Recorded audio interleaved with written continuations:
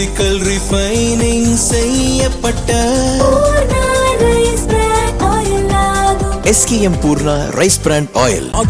எந்த சமையலும் ருசி தேடும் ரகசியம். 20 ரூபாய். ரொம்ப டயர்டா இருக்கு.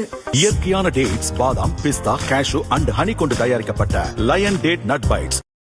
திமுக ஆட்சியில் நடந்த மேலும் சில ஊழல்கள் குறித்தும் தாவேக அரசு கவனம் செலுத்த வேண்டும் என அண்ணாமலை கேட்டுக் கொண்டுள்ளார். அவரது அறிக்கை 2022 திமுக ஆட்சியில் வழங்கப்பட்ட சாலை கான்ட்ராக்டுகளை செயல்படுத்துவதில் முறைகேடுகள் நடந்த விவகாரம் தொடர்பாக முன்னாள் அமைச்சர் ஏவா வேலுவின் வீடு மற்றும் அவர் தொடர்புடைய இடங்களில் லஞ்ச ஒழிப்புத்துறை நேற்று ரைடு நடத்தியது.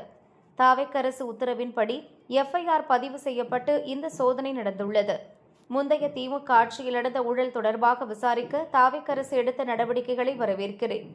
இந்த வழக்குகள் விரைவாக முடிவுக்கு கொண்டுவரப்படுவதையும் குற்றவாளிகள் சட்டப்படி தண்டிக்கப்படுவதையும் தாவேக அரசு உறுதி செய்யும் என்று நம்புகிறேன். அதேபோல கடந்த 5 ஆண்டுகளில் திமுக ஆட்சியில் நடந்த மேலும் சில முறைகேடுகள் குறித்தும் தாவேக அரசு கவனம் செலுத்தி விசாரணைக்கு உத்தரவிட வேண்டும்.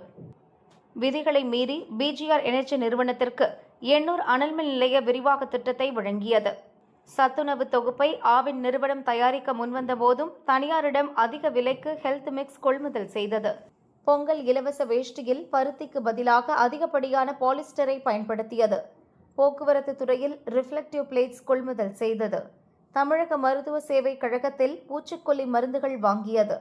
மகாத்மா காந்தி தேசிய ஊரக வேலைவாய்ப்பு உறுதி திட்ட முறைகேடு உள்ளிட்ட முறைகேடுகள் குறித்தும் தாவேக அரசு நடவடிக்கை எடுக்க வேண்டும். உதயநிதி ஸ்டாலினின் ரசிகர் மன்றமும் நோபல் ஸ்டீல்ஸ் நிறுவனமும் ஒரே முகவரியில் செயல்பட்ட விசித்திரமான ஒற்றுமை பற்றியும் முன்னாள் முதல்வர் ஸ்டாலின் துபாய் சென்று வந்த உடனே நோபல் ஸ்டீல்ஸ் நிறுவனம் தமிழகத்தில் 1000 கோடி முதலீடு செய்வதாக அறிவித்தது பற்றியும் பல ஆண்டுகளாக கேள்வி எழுப்பி வருகிறோம். அந்த முதலீடு வெறும் அறிவிப்பாகவே இருக்கிறது. நீண்ட காலமாக தீர்க்கப்படாமல் இருக்கும் இந்த மர்மத்தை உடைக்கவும் தாவேக அரசு நேரம் ஒதுக்கும் என்று நம்புகிறேன் என அண்ணாமலை கூறியிருக்கிறார்.